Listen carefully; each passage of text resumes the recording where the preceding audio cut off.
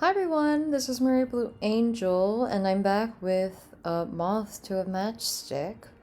This is actually my second time recording this part of the playthrough as my computer crashed while trying to play this game. I don't know if it was, it's most likely a game, but I don't know what I can do on my end to make it better. So hopefully, I'm gonna hope that that doesn't happen again. I'm gonna kind of go quickly through this, the part until I get to the next part that I was at. Just because, already done this, but, didn't, I had to at least give it another attempt before, giving up. So we will see. Hopefully it's all okay. Anyways, without further ado, let's just get into it. If you don't remember exactly what's happening, I would encourage you to watch part one of this, playthrough that I have for Moth to a Matchstick. And if not, you can also check out the game for yourself in the description below. I've linked the game there. Okay. Walking over to the drawer you had left the matchbox, you pick it up and pull a matchstick out. You move to stand in front of the hearth as your heart hammers in your chest with anticipation. You lift the matchstick, ready to strike it into flame and enter the unknown. You hesitate for a moment longer. Fear and anticipation coursing through your veins, a testament to the love that once was and the memories that awaited you. Maybe. You still needed to find out. No, you needed to find out the truth. All right, here goes nothing. I bite my lip and strike the match. The flame dances in the darkness, shadows come to life on the cabin's walls, creating an ethereal atmosphere. You're transfixed by its glow, your heart pounding with anticipation. Also, apologies for my microphone setup. I'm traveling and this is what I've been working with today. You can also probably hear my computer's fan going, so you'll see. Your eyes widen in surprise and disbelief as Claude rematerializes before you. Claude! Blue. I can't believe he's really back. So I'm not dreaming. Okay, good to know. Speaking of things I need to know, I need to learn more about our supposed past life together. Claude, let's get right back into it. We can't afford to waste time. You're right. You look like you already have something in mind. Mind? Ask away and I'll do my best to answer. How did I meet? Or how did we meet? I read this. How did we meet? How did we meet and fall in love? Claude smiles softly, a distant look in his eyes as he recalls your shared history. Believe it or not, this place used to be a lively and close-knit village, one that we both lived in. It was... Sorry, I'm trying to think. It's okay. I'd say take your time, but You look away from his gaze, laughing awkwardly, eyes wandering around the room until he speaks again. Right.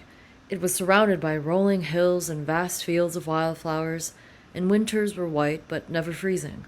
A place where time seemed to stand still and your neighbors might as well be family.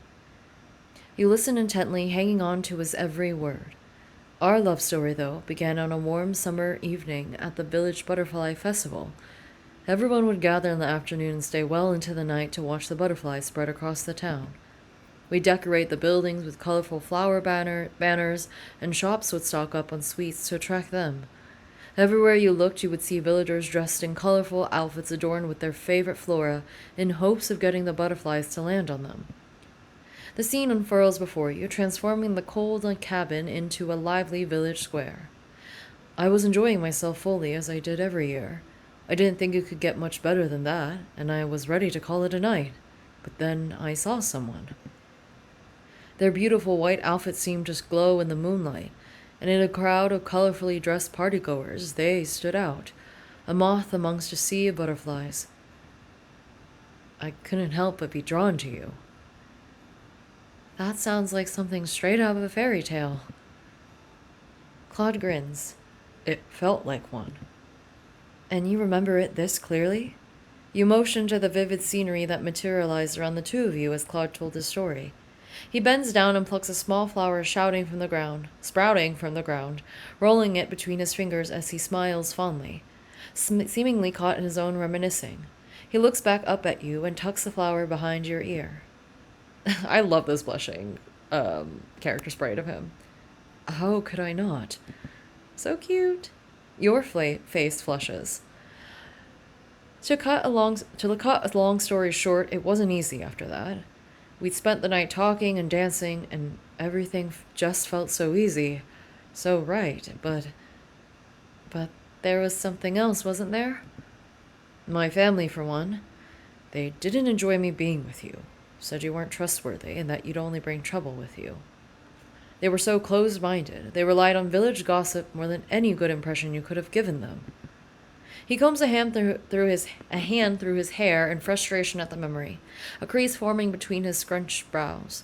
He looks at you, and upon seeing your face, his expression softens back into a smile.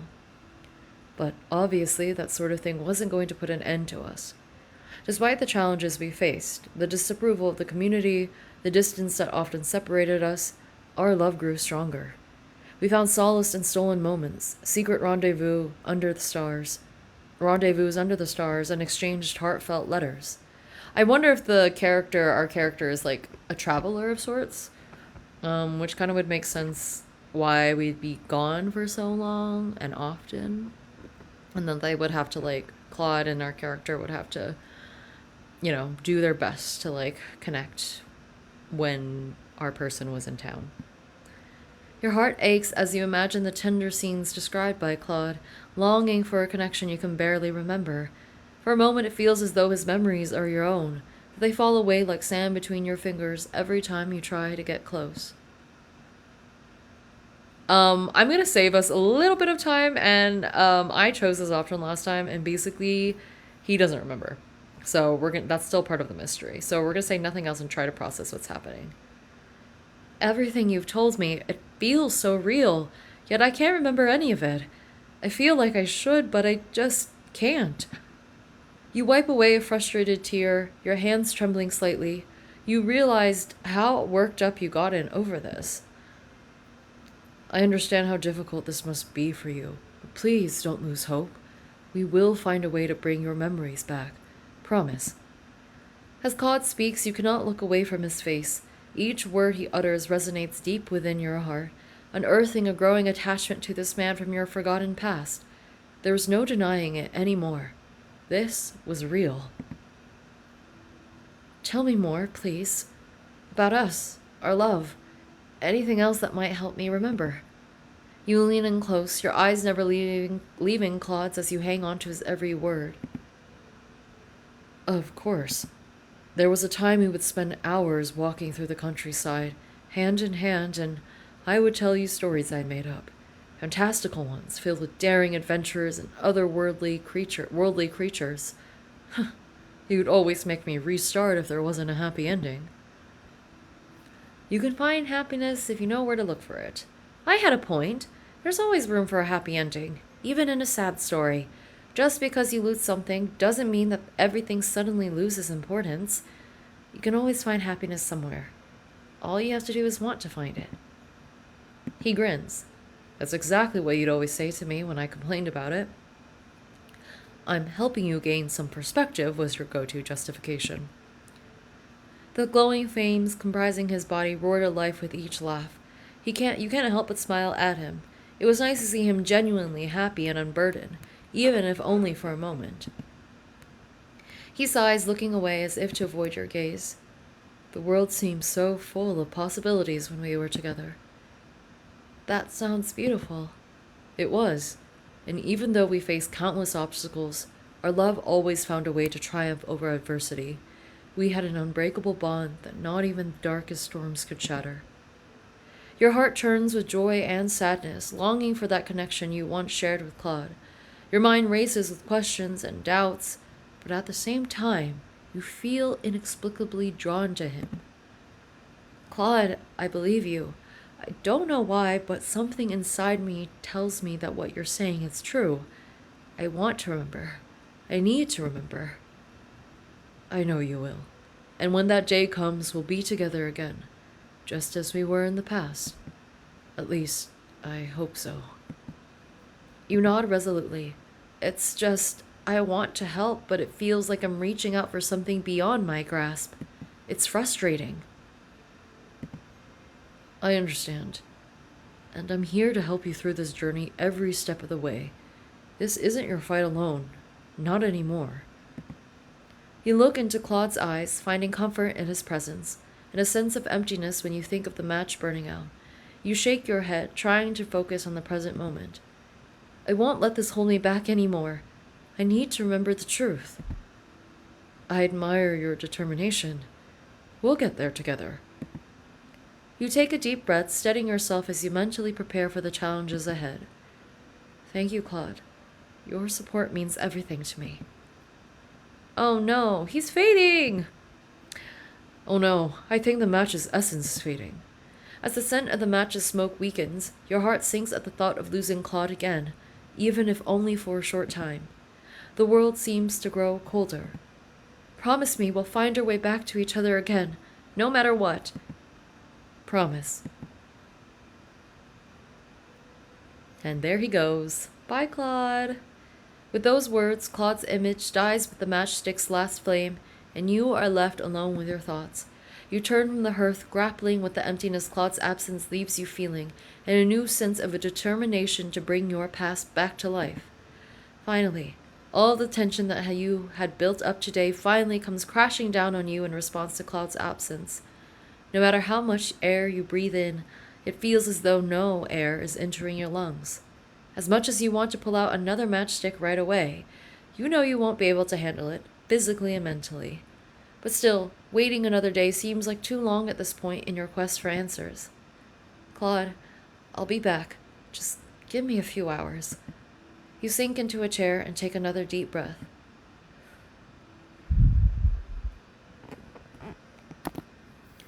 It was time yet again. You pull out a matchstick from its box, not even bothering to look down as you strike it. It's surprisingly easy to fall into this routine, as unorthodox a routine as it may be. He's back! Claude's image soon forms, though he's already speaking before he's completely materialized. It seems he too is beginning to get used to this. You're not sure if that's a good thing. I assume this thought is because you two are getting used to each other again, and we're not sure if we'll be able to keep spending more time with each other or not. Most likely, I feel like my prediction is that we'll find each other in the next life, but who knows? I'm invested in these two, though. So we'll see. I think I have an idea. You snap from your thoughts and look at him. What is it? Well, follow me. Where are we going? Are we going outside? Claude moves towards the door, his vaguely opaque legs striding in awkward steps. Wait, let me get my snow gear. Oh, of course. How could I forget? Awkwardly laughing, and you feel a twinge of pity. It must be hard remembering these things after being dead for so long. Maybe not from the weather, but can ghosts feel cold at all?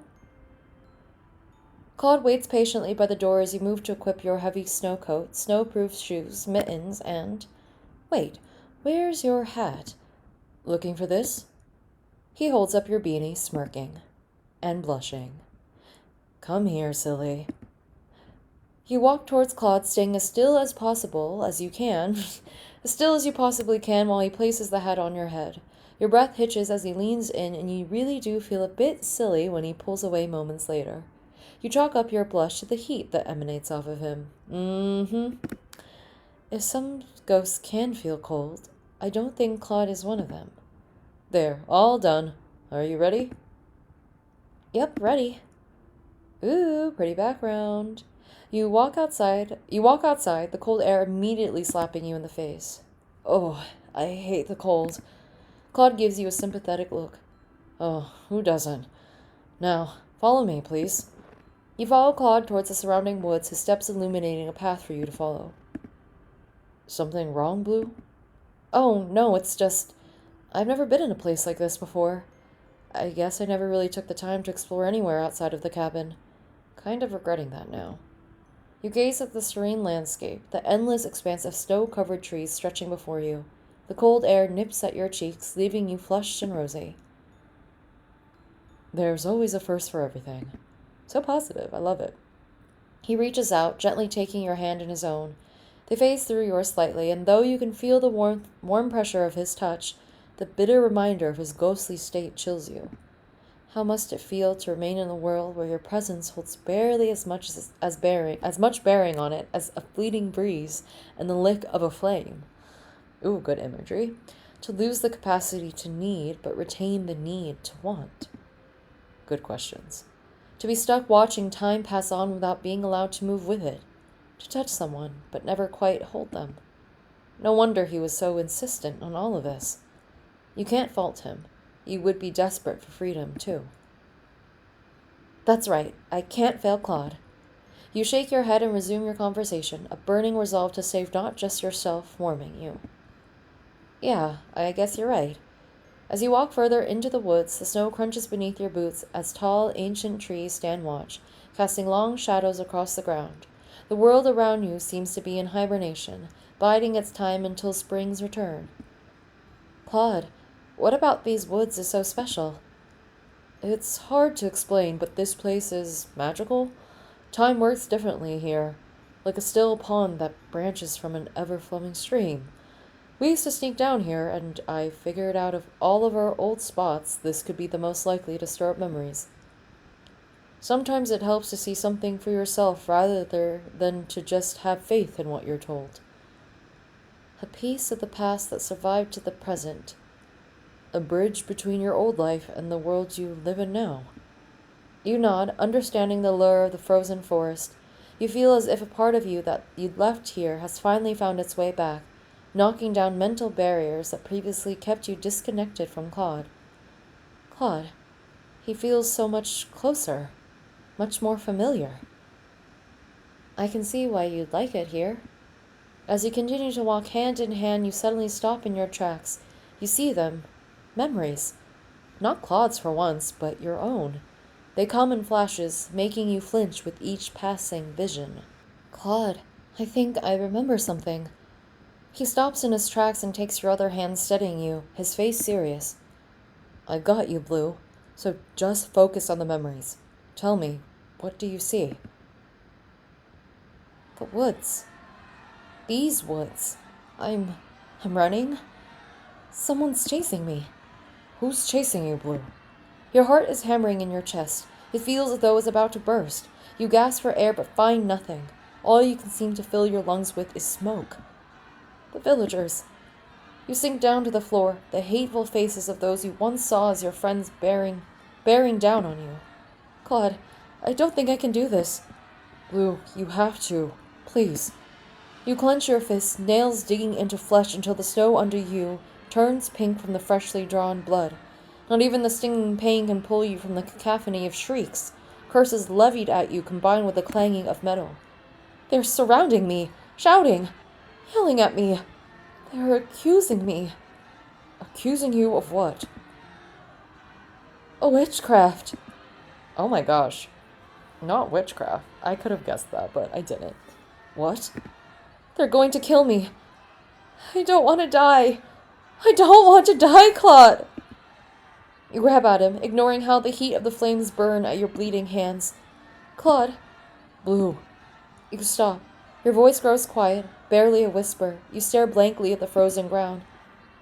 But I'm going to die, aren't I? Because... You stutter, the words struggling to make it past your frozen lips. Because...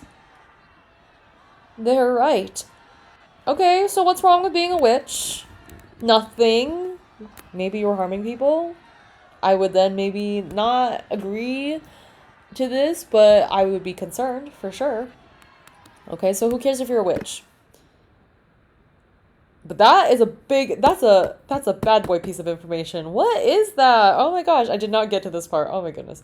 The two of you sit on the ground, silent. It's been like this for a few moments, neither of you willing to be the first to speak. You manage to get your heart rate back to a somewhat normal level, though it's still beating irregularly. A light layer of sweat coats your brow despite the freezing cold that surrounds you. Maybe you pushed yourself too far. Like it or not, you were still sick. You must have been terrified. I didn't know. You can't help but shrink away from Claude when he turns to you. What did he think of you now that the truth was revealed? You look down, embarrassed. This is Claude. You're Claude. The same Claude who made you help him find a proper burial spot for a rat that was found sneaking bites of the baker's stock, crying about how it deserved to eat better than stale loaves when it was alive. So wholesome as shit. Oh my gosh. You don't betray us. I don't think he will. He'd never wish harm on anyone or anything, no matter how others viewed them. You so desperately want to believe that this doesn't change anything, but you're scared. Claude startles when you flinch from his touch, but quickly recovers, setting his hands in his lap and keeping a respectful distance from you. He looks at you with sympathy and smiles sadly. Sorry. Remembering all of this must have been a lot, but you're safe now. Am I really? I don't know how reassuring saying this is, but I'd never, ever hurt you, Blue. I may have been raised by people who refused to accept you, but like hell I'll ever think like them. If you are a witch, then I still won't hesitate to stand by your side. The only thing that this changes is how we approach our problem. Too cute, too adorable. I love it. Don't make me cry now. Is this story gonna make me cry then? Maybe. You take a deep breath, trying to shake off the chilling visions from the past. Right, focus. You cling to Claude's hand, seeking solace in his reassuring touch. You don't need to hide anymore. With Claude, you can embrace the truth of yourself and your past. Thank you, Claude. The memories, they're painful, but something else has also come back to me. Something warmer, making me want to remember despite it all.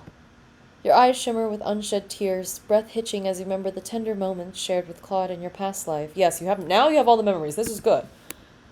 Claude's eyes widen and he leans in closer. He's like, huh? I can see it in your eyes. You remember.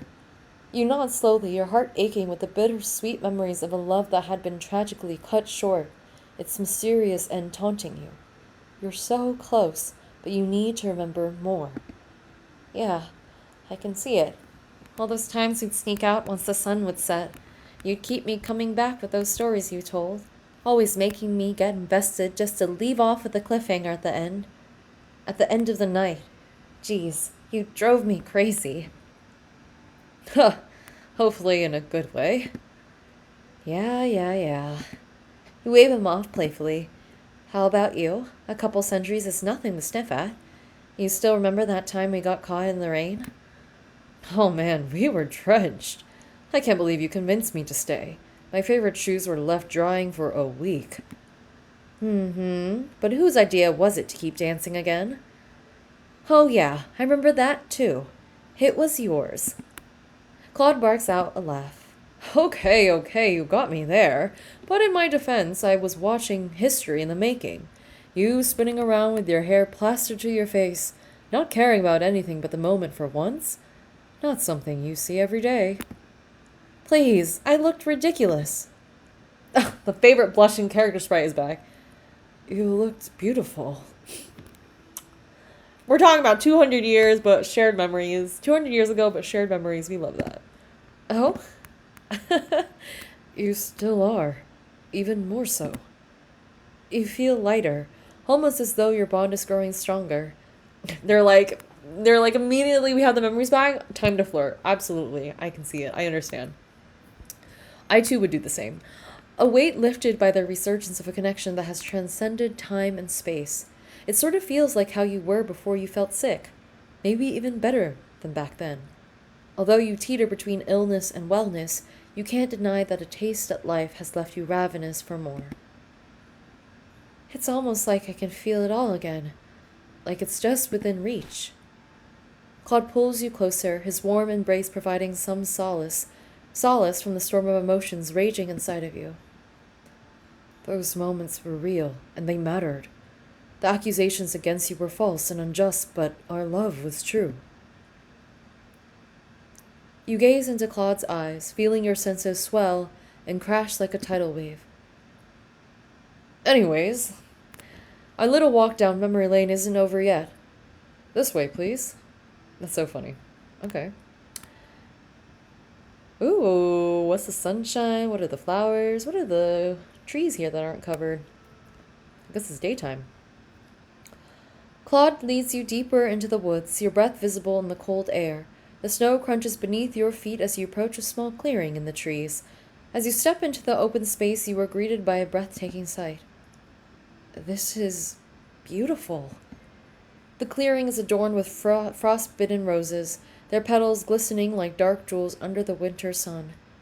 The whimsical scene tugs at your heart, stirring something within you. I'd hope you'd like it. This place holds special meaning. You feel a sudden rush of memories flooding your mind.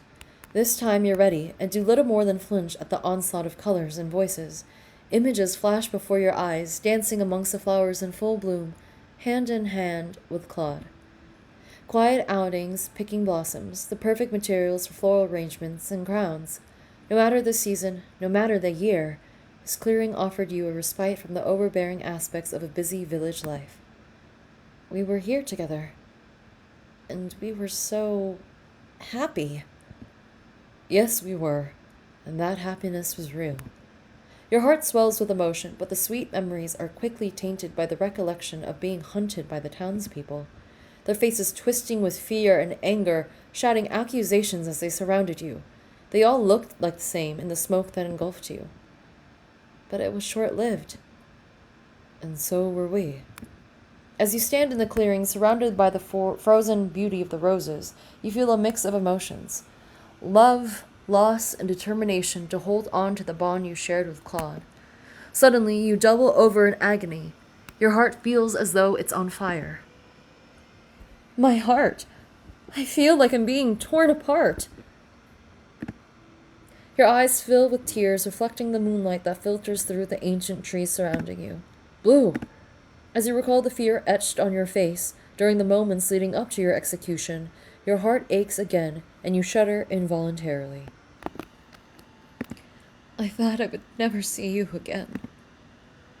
Claude smiles bitterly, though his ire seems more directed towards himself than you. Yet here I am. Always a bit too late. Claude, he shakes his head. But I'll follow you through lifetimes if I have to. Aw, sweet, romantic, we love it. You stand there in silence for a moment. That may have sounded like I was sarcastic in my commentary, but I absolutely love this. I'm just too invested. Just too invested right now. What is going to happen? You breathe deeply, allowing your shared past to intertwine with the present, drawing courage from your renewed connection. We survived so much. It took us being apart for them to even stand a chance. That's right. You inch closer to Claude, feeling the weight of your past being lifted by the unshaking devotion you had for each other. In this forest, where the greenery never loses its vibrance and roses bloom even in the harshest cold, a love that transcends time rekindles the spark of hope you once hid away centuries ago. It's just, I can't shake the feeling that we need to find a way to make our reunion last forever. Your memories continue to resurface, each one intensifying your determination to stay together permanently. That's what I want. That's what I need to see. Like you said, we've overcome so much already. We'll find a way, I promise. You gaze into Claude's deep brown eyes, searching for reassurance. You're right. We've come too far to be separated again. Let's leave this all behind and move on, side by side like it should have been. As you walk deeper into the woods, a shot of confidence reinvigorates your heart, knowing that you can face whatever challenges lie ahead as long as you are with Claude. This time, we'll forge our own path, and no one will stand in our way. Together, you will venture out of the clearing, leaving behind the ghostly whispers of your past. That's a good session for remembering all our memories. Thank you, Claude, for everything. He turns to you, reaching out. His hand falls through yours without even giving you the small sensation of a warm touch. He's fading. Claude. Your eyes follow his arms, widening as you see it slowly beginning to lose opacity. Claude, you're fading away again, even faster than before. Don't panic, Blue. It's probably because we're outside. The flame's probably just weak from all the moisture in the air. You still have some more matchsticks in the cabin. Despite his attempts to reassure you, you reach into your coat pockets, patting yourself down as you desperately search for a matchbox you know isn't there. Oh my gosh. Oh no. I. Your mind races with a million different thoughts.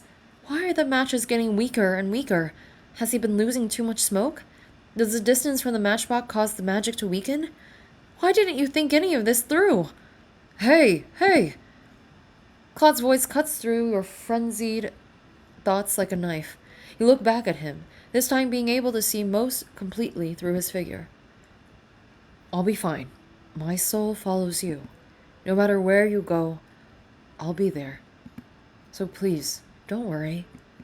With each word, you can hear his voice becoming quieter, his physical presence slowly disappearing. When you're ready, you know how to reach me. Ugh. Can you imagine if they weren't closer to the cabin? I would have gone lost. I would have been so sad. I would have been also mad. I would have many feelings. So, he's gone. Seconds after he finishes his sentence, Claude is gone. It's as if he was never there, no trace of his existence left behind. It's terrifying to think about. You stare at the place where he had been for what feels like ages, your eyes welling up. Maybe it was the reaction your body had to the harsh gales of snow being thrust at you, or maybe Claude's absence really did have an effect on you. Probably both. Knowing you can't stay outside forever, you trudged back towards your cabin, resolute in your mission to find answers. The dimly lit interior casts eerie shadows on the walls. You pace back and forth, your hands fidgeting as you mutter under your breath. The room feels suffocating, and yet you can't bring yourself to step outside for a moment of respite. Thoughts of Claude consume you entirely, like an unquenchable fire raging in your chest. I would say, though, after finding out, and regaining all of your memories, this makes sense. You would probably, reinvestigate or, return those memories in your head a lot, I would imagine. There has to be a way. I can't lose Claude. I won't let us be torn apart. Not again. I don't have time to sleep. This ends now. You make a beeline towards the matchbox on the countertop, driven by emotion rather than reason. You pull another match and set it ablaze. As Claude reappears, concern etched upon his face, you force a smile.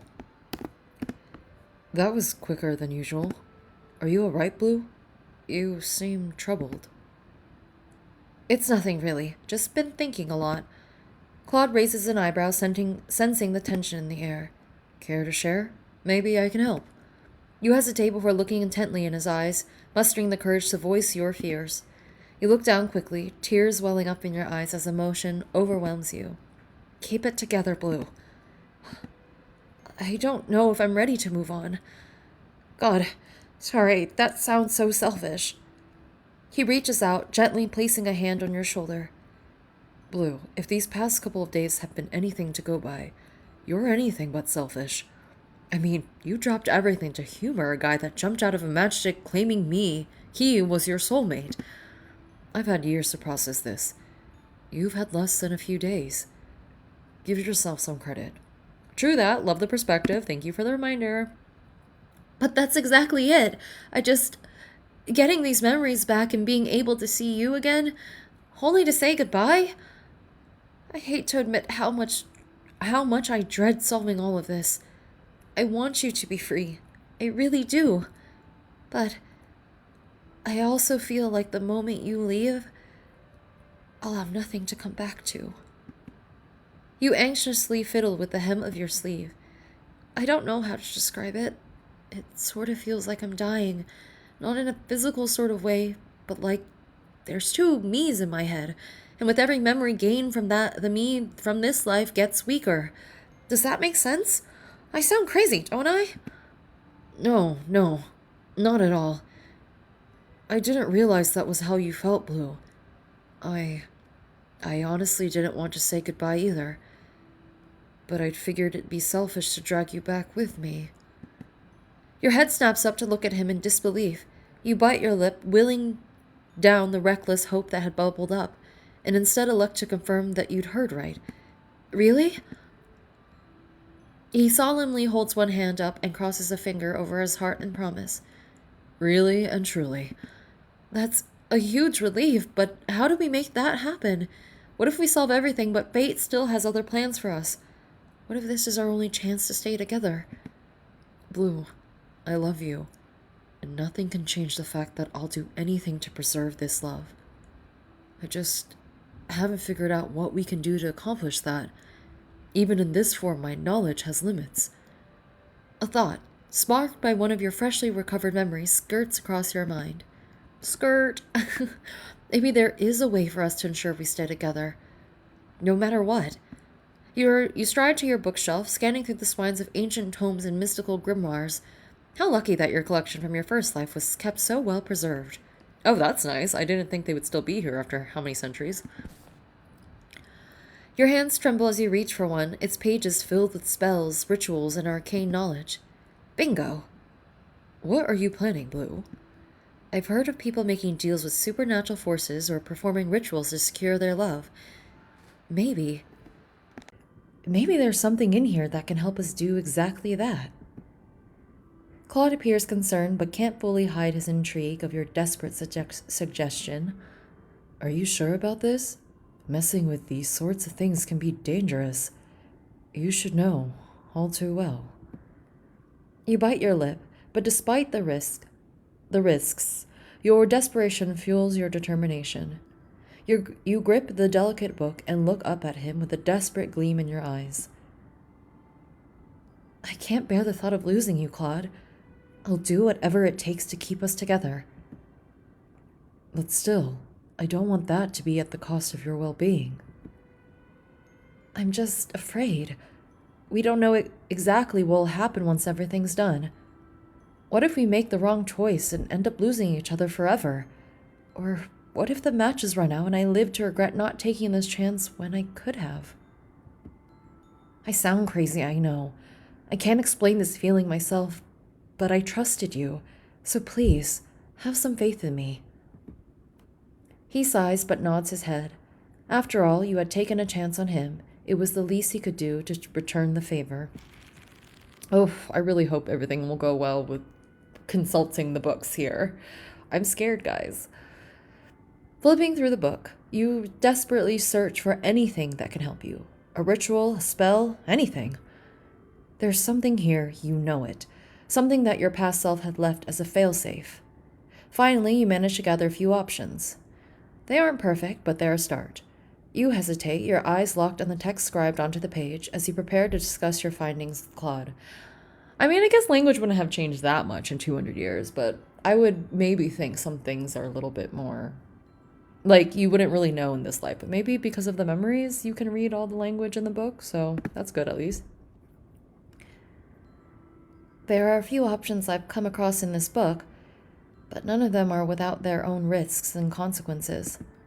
Your fingers tremble as you hold the pages, your eyes scanning over the text in hopes of finding a more ideal solution you had missed in your first pass. What sort of consequences? Well, some involve invoking spirits or making deals with supernatural entities. However, the outcomes are uncertain whenever you consult another being.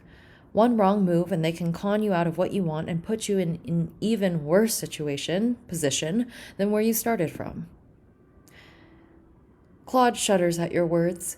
Even his flames seem to grow paler at the thought of paying the price for a botched deal. Worse than this?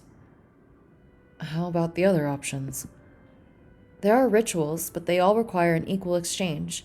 Considering what we want to accomplish, we'd have to make incredibly huge sacrifices for it to stand a chance at all. Besides all that, I may have my memories back, but my body is weak and doesn't have the same experience as it did in my first life. I might buckle under the pressure if I have to act as a conduit. You feel a stinging you know all too well, a sensation you became acquainted with even before entering this whirlwind adventure with Claude. You're weak. There's no way around that simple fact. As much as these days spent reminiscing and piecing together the mystery of your past offered a change of pace to break your monotonous routine, you could never escape the reminder of how your body was continuing to fail and wither away from beneath you. And here you are, on the verge of a breakthrough, only to hit another wall because of your illness. You hate it, and you hate having to admit it out loud. I want to be with you, Claude, but I'm not sure if I'd be strong enough to do any of these right. Well, first step is acknowledging what you can and cannot do. That's always good. But that does suck. Blue, don't beat yourself up. Everything about this is risky. Maybe this is a sign that this sort of magic isn't the way. Whatever it is, we need to consider all possibilities before making any rash decisions. You shake your head. No, this is the only way out. Is it? Do we not have other options? I mean, I wonder how many matchsticks we have at this point. As you flip through the pages of the ancient book, I love that flipping of through the pages book sound effect. That was nice. Searching for a solution, you hit a dog-eared page you had skipped past in your first run-through. On it, you notice a familiar image of a box of matches, not unlike yours. A smile begins to form on your face as you skim through the text, a ritual that instead uses a burning match to seal your fate together. Do we become also a pair of boxes, matchboxes? That'd be cute, but also I would cry. This might be it. And then you see what is required to be lost. What is it? I don't know this story like the fairy tale, so I'm not even sure like where this is really going. I'm scared this could be sad though. We'll see. Find anything new? Nope. I guess this was a dead end after all. You set aside the book, but say nothing of what you read to Claude. Claude hates this stuff. It won't do him any good to know the specifics of this if we don't go through with it. It's purely a last resort. I wonder what it is. It's probably for the best. Oh. It's probably for the best. But, Blue, I think that maybe you should take some time for yourself. I know we're running on a tight schedule, but it'll all be pointless if you collapse from stress in the process. I've pushed you too hard. An expression flickers across his face, and you feel your heart sink once you recognize it. He looks so guilty. Was he regretting contacting you?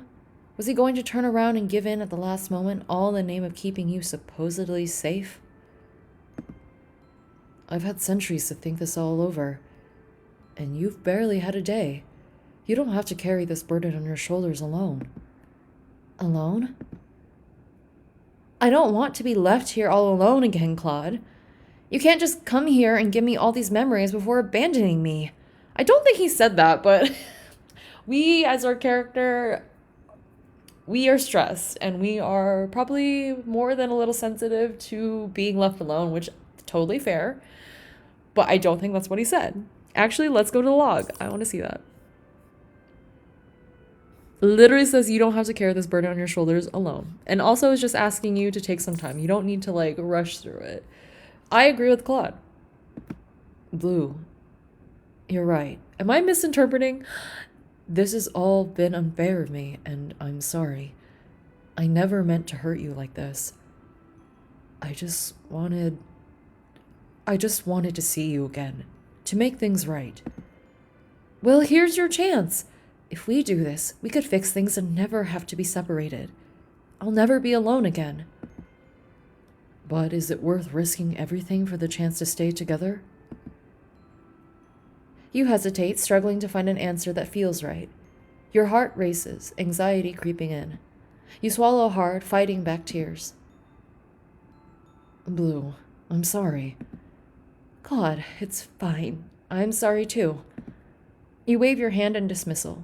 You were on the verge of a breakthrough, and now here you are exploding on the very guy you're so desperate to keep. This isn't healthy. I think I just need some rest. Let's take some time to think about it. We'll make the best decision we can, and we'll do it together. Claude smiles sadly, and you finally notice how weary he looks. His eyes are sunken, and his shoulders remain stiff with tension. This conflict must be taking a toll on him as well. That sounds good, Blue. You don't even turn to wait and watch for Claude to fade away. You simply leave. You flee into your bedroom, running on frustration and embarrassment. You hadn't meant to say those things out loud, but you couldn't help it. Shutting the door and flopping on your bed, you pull out the book again, flipping until you reach the page with the matchbox. Yes, please tell me. Look at the mess you made for yourself, Blue. You sigh, rereading every single line on the page you came across. Your mind begins to wander as you begin to lose focus. Claude was right. Nothing good could come from you making a rash decision. But you can't help it. How is anyone supposed to act in your position? Getting brought in on something much bigger than yourself, only to get attached and have it all yanked from under you. You have a right to be a little intense right now. This whole situation is intense. I agree. But still, we should probably rest. Maybe you need to take a step back from this, even if it's only for a few moments. Is it really so selfish to want more time? I'm going to save. I'm going to go with the second option. I don't like the person I'm turning into. All this fighting, all this lying, it's driving you up the wall. Damn it. You turn and see yourself in the mirror. It feels so long since you actually focused on your reflection. You look unwell. Not just in a physical sense. It's no surprise that you look worse for wear in that department. But more so in your expression. Have you always looked so harsh? If this is what love does to a person, maybe it's not as beautiful as Claude described after all. I mean, you're in a different situation, but yeah, sure. Wiping your face, you finally take a moment to breathe like Claude suggested. Laying on your bed, you think back on your recent behavior. The more you reflect, the worse, but more resolved you feel. I don't like the person I'm turning into. You need to put an end to this. And for that, you know what has to be done. I'm afraid that I chose an option that will lead me to a bad end. Like, we're just going to cut it off and no more Claude? Or was I supposed to be selfish and take more time? I don't know.